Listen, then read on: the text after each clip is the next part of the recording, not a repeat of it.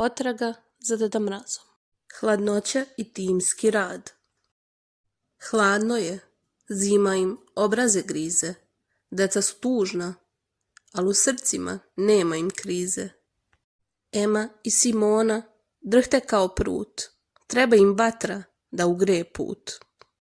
Luka i Todor skupljaju drva, a Taša i Filip pale vatru od prva.